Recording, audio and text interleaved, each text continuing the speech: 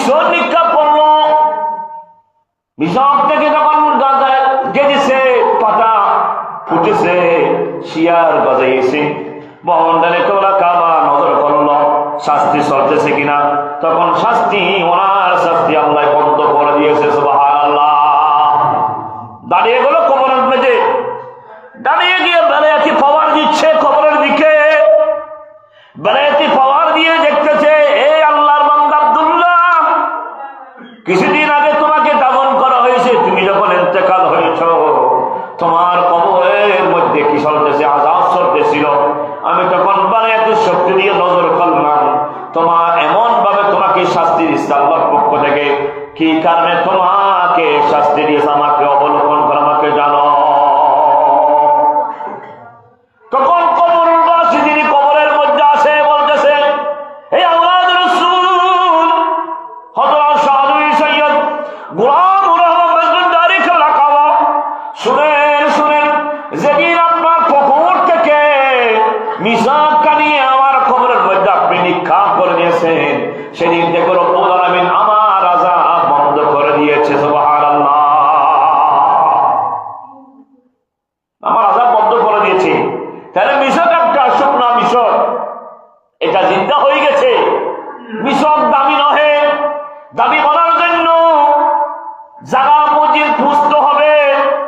সে গাছ যখন গাছ ছিল ওনার স্থানের মধ্যে দামি ছিল, গাছ হিসেবে ছিল, ওনার মতো উনি দামি। কিন্তু দামি বলার জন্য যিনি আল্লাহর ওলি পর্যন্ত পৌঁছে গেছে, তখন উনি কি করতেছে? মিশক করেছে। মিশকটি তখন দামি বনে গেছে। দেখার মধ্যে মিশক, কিন্তু মিশকের মধ্যে আল্লাহ এমন পাওয়ার নাজিল করেছে, এমন পাওয়ার দিয়েছে, আল্লাহর ওলির বদৌলতে আল্লাহ মিশককে আল্লাহ ক্ষমতা দান করেছে। সুবহানাল্লাহ। জিজ্ঞেস করে বাবা মন্ডা রেখে বলা, বাবা জিজ্ঞেস করতেছে, বাবা গো আমাকে একটু বলো, শাস্তিতে কেনে পেয়েছো? বলেন, আমি নিজের আব্বা আম্মাকে আমার ওনার প্রয়োজন মোতাবেক আমি ওনাদেরকে খরচ আমি দিতাম না, ওদের কথা মতো আমি চলতাম না। সুতরাং দুনিয়া তথা আলমের দুনিয়া থেকে কবর জগৎ পর্যন্ত আমি চলে আসছি। বিদায় রব্বুল আলামিন কুদরতের দরবারে আল্লাহর এজলাসের মধ্যে আল্লাহ নারাজ হয়ে গেছে। নাউযুবিল্লাহ। তাহলে আব্বা যখন নারাজ হয়ে যাবে, মা যখন ছেলে ভাইয়ের প্রতি নারাজ হয়ে যাবে, আল্লাহ বলেন, ও আমার বান্দা বান্দারা শুনো শুনো, হাজার রাকাত তুমি যদি মেরাজের রজনীতে নামাজ আদায় করো,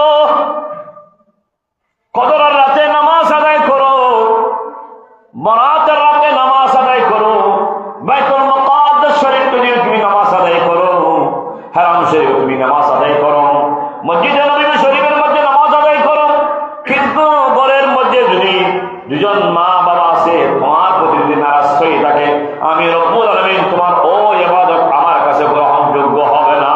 নাউযুবিল্লাহ। সেজন্য যারা আমার ভাইরা, যুবক ভাইরা পড়ে শুনেন, তাহলে মা বাবাকে সম্মান করতে হবে।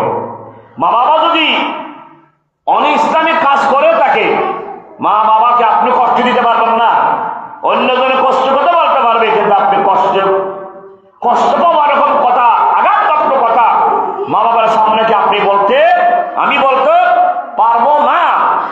যে বা যারা করে তাহলে সেটার জবাব আল্লাহ বলেছে না, খবরদার খবরদার।